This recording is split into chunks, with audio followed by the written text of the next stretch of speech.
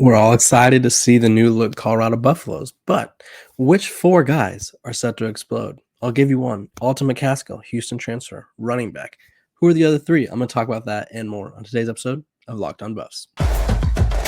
You are Locked On Buffs, your daily podcast on the Colorado Buffaloes. Part of the Locked On Podcast Network, your team every day.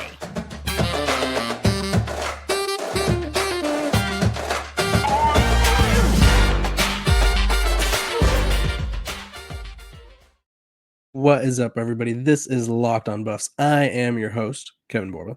Today's episode, lovely 4th of July episode, which is why most of, actually all three of our topics kind of have some sort of 4th of July ingrained theme or premise. We're going four buffs that are set to explode, 7 games, obviously because it's the 7th month of the year, that they can win, and then 6 things to be excited about. Obviously, 1776. Little historical thing for you. Either way, 6 things to be excited about this upcoming season. So we're going to talk about that on today's episode of Locked On Buffs, which you could find every day. We're free and available wherever you get your podcast, your team, every single day.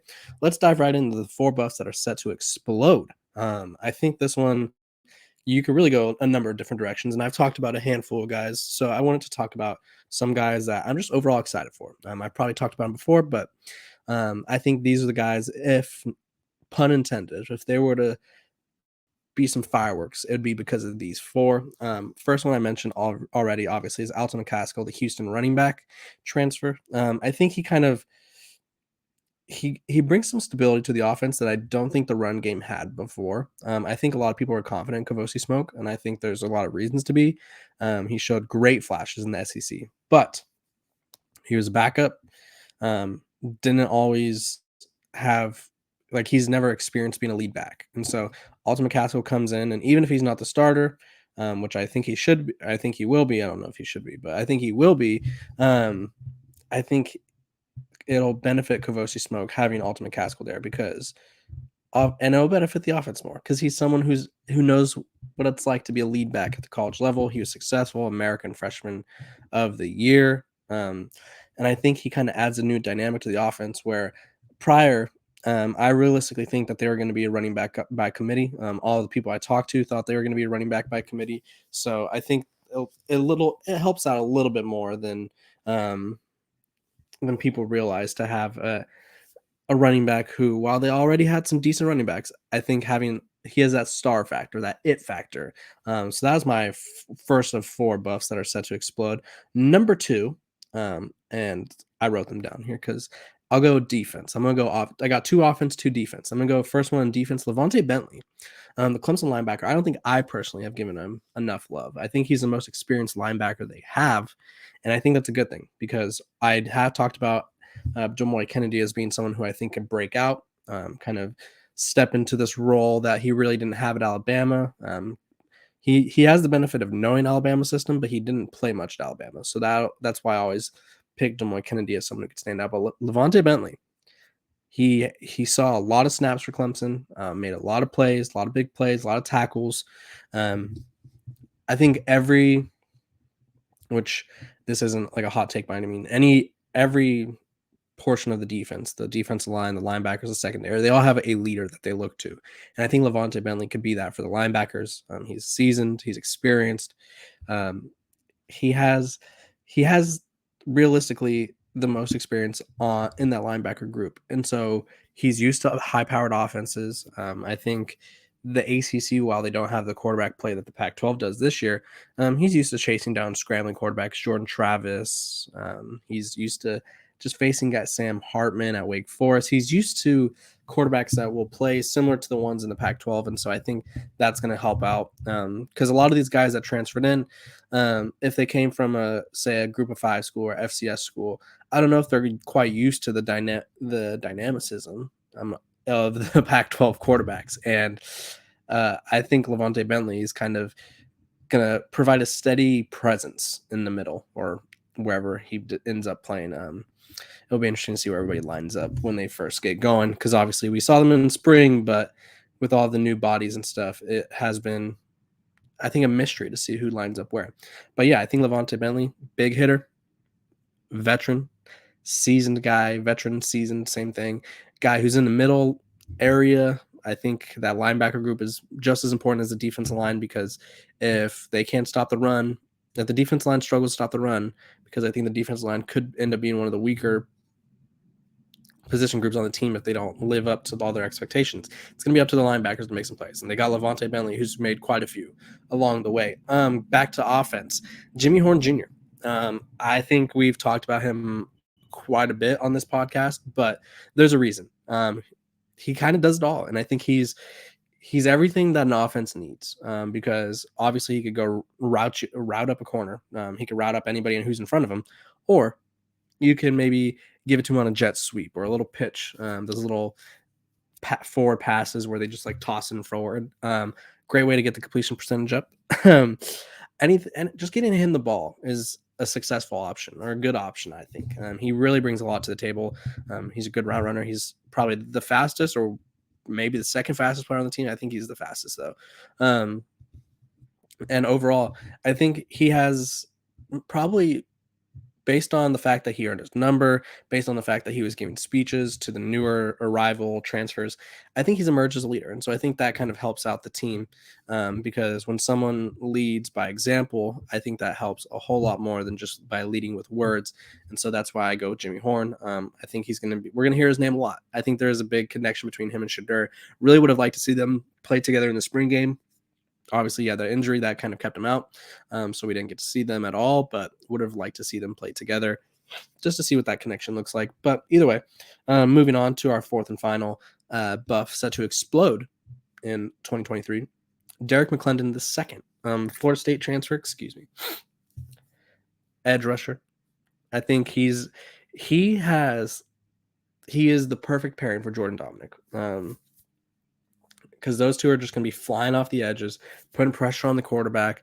And I think realistically, it's going to make the lives difficult of offensive linemen. Because say you want to double someone, I don't know. Say you want to double Jordan Dominic. Well, that means you're going to have someone's going to be kind of freed up, and I think that person would obviously be Derek McClendon. Or I think Derek McClendon could probably force a couple sacks too. The perfect thing about Jordan Dominic and Derek McClendon is, as long as they're setting edges and getting like pushing the quarterback forward and maybe pushing them to whoever's starting in the defensive tackle spot, whether it's Amari McNeil, who, by the way, was winning one of the strength things this past week. I forgot what it's called. Their power lifting stuff. He was the top ranked guy. So he's obviously making some noise. Leonard Payne, if it's him, Shane Cokes, I think those guys Derek McClendon especially, can kind of help everybody be better on the offensive or the defensive line, And I think that's why he's kind of someone that I look forward to seeing play, because I think if he could cause some havoc and Jordan Dominic could cause some havoc, and they're going to be bringing quarterbacks down left and right, maybe this defense has a better shot than we realize. I feel like a lot of people like to doubt this defense because we don't know a lot about it. So we'll just have to wait and see. But what we do know is that this episode of Locked On Buffs is brought to you by FanDuel. Take your first swing at betting MLB on FanDuel and get 10 times your first bet amounts and bonus bets up to $200. That's right, just bet $20 and you'll land $200 in bonus bets, win or lose. It's $200 you could spend betting everything from money line to the over-under to who you think is going to hit the first home run. All in the app that's safe, secure, and super easy to use. Plus, when you win, you get paid instantly. There's no better place to bet on all MLB than FanDuel, America's #1 sportsbook. So sign up today and visit FanDuel.com/lockedon to get up to $200 in bonus bets. That's FanDuel.com/lockedon. FanDuel, the official partner of Major League Baseball. Okay, let's dive right back into it. We're going to be talking about 7 games that the Buffs can win. Obviously, we talked about 4 Buffs that are set to explode. Let's talk about the 7 games that I think are the most winnable when I look at their schedule, because the Buffs do have the toughest schedule in the Pac-12. So obviously that means there's going to be some tough ones. But here's the ones that I think they have the best chance of winning. I'll break them down. And obviously, you guys keep asking for game breakdowns. I'm going to do those, but I want to do those when it's closer to the season. We're like 60 plus days out. We're currently, let's see, they don't have a count on their little schedule thing. No, that's annoying. Let's see. Oh, they don't. Wow. Okay. Either way, I was trying to see how many days were there were until the game, but there's at least 60. And so I want to do season previews of the games, but I don't want to do it when we're 2 months ahead. I want to save it a little bit. That's why I'm talking about certain things that you guys get all mad about. And guess what? I make the rundown. So we're going to talk about what I want to talk about. Okay. Games that they can win. Week 1 at TCU. Why TCU is a 20, I don't even know anymore. 20, I think it was 20 and a half point favorite the last time I checked. Don't know. Couldn't tell you. They lost their quarterback. They lost their running backs, their receivers, their offensive coordinator. They lost so many people. Two guys that combined for the most sacks. They lost so many people. And for some reason, they're 20-point favorites. I need to see Chandler Morris play and win. I need to see him play and look like a confident college quarterback. I need to see, if it's not him, Chance Nolan look like an above average quarterback. And I've yet to see either of those things. And I don't know why we're giving TCU so much respect. Like, I get their run to the national championship was cool. Different team. The one thing about college football is different teams pretty much every year. So while it's hard to, like, you don't want to, from an overall standpoint, you like to see programs having success. It's cool. And I'm not trying to bring that rain on their parade, but they're just automatically supposed to reload in year 2 of Sonny Dykes and just be as great as they were last year. Don't know. Don't think it's going to happen. Think that's a winnable game. Week 2, Nebraska, winnable game. I think Nebraska's quarterback situation with Jeff Sims is probably the most overrated quarterback situation. I think we're just all assuming that because Jeff Sims has the tools that he's going to put it together. And I don't know why we assume that. Nebraska was just as bad. I won't say just as bad. They were pretty terrible though last year too, as well. We're not trying to have a mid off right now, but Colorado and Nebraska were both equally terrible. I think you could probably argue who was less bad, but is that really an argument we want to get into? Don't think so. I think this game is winnable. I think if Colorado for some reason loses TCU, I think I have them beating Nebraska no matter what. Really, no matter what happens, I think they can win that game. First home game with Coach Prime. Or first game, home game for Coach Prime. Then you go next week, Colorado State, in-state rival. I think this is where the Buffs gain some major confidence if they haven't already. Just blow them out, beat them by 30, beat them by 40. Colorado State really shouldn't match up with them at all. Then I go to Oregon, or not Oregon, sorry. But that's 3 teams that I think are beatable. Arizona State. New quarterbacks, new coaches, new roster. Pretty much Arizona State kind of silent did something similar than Colorado. They added a lot of transfers. Winnable game there. Winnable game number 4. Stanford. They return the least amount of production in the Power 5. And while I do, being someone that covers the program so closely, I do think they're going to be good in a couple of years. I think it's going to be a little bit of a rebuilding stage for Troy Taylor and company. That's 5. UCLA at UCLA. It's tough to win on the road. But when your road opponent has no home field advantage, not very tough. And I think UCLA, I don't know if I trust any other quarterbacks. I think the best quarterback's going to end up being Dante Moore, the true freshman. And is he starting by this point? I don't know. But I think UCLA is beatable. I look at Arizona for game number 6. Because here's the thing. Do I think Arizona will make a bowl game? Yes. Do I think Arizona is also going to be prone to maybe slipping and failing once or twice throughout the season? Also, yes. Realistically, they have a lot of issues, I think, on the defensive side of the ball. Offensive side of the ball, they have James Delora, who I'm very confident in. But until he shows that he could be an improved quarterback who makes good decisions majority of the time, you gotta kind of doubt them a little bit. And then win number 7, I think, could come from their game at Washington State. November game, late game, 8:30 p.m. Mountain Time. It's gonna be cold. I think Washington State is going to either be a really solid team or they're gonna kind of take a step back. I expect Cam Moore to be pretty good, but this is a winnable game. I don't know if their defense is good. I think their offensive line had issues. They have a lot of questions as well. So I think those are the 7 winnable games for Colorado. They obviously will put up a fight in all of them, but when you have a schedule as tough as they do, it's going to be difficult to scrape out wins consistently. So those are my 7 games that I think they could win for your 7th month of July, or 7th month of the year, July, 4th of July, here we go. Moving on. When we come back, we are going to be talking about the 6 things I'm most excited about and 6 things that I think everybody should be most excited about. Obviously, you feel how you want to feel, but these are things that would excite me um, if I was a Colorado Buffalo enthusiast fan. Um, so when we come back, we'll be talking about the 6 things that I think we should all be excited about. Welcome back. We're talking about the 6 things that I think Buffs fans should be excited about.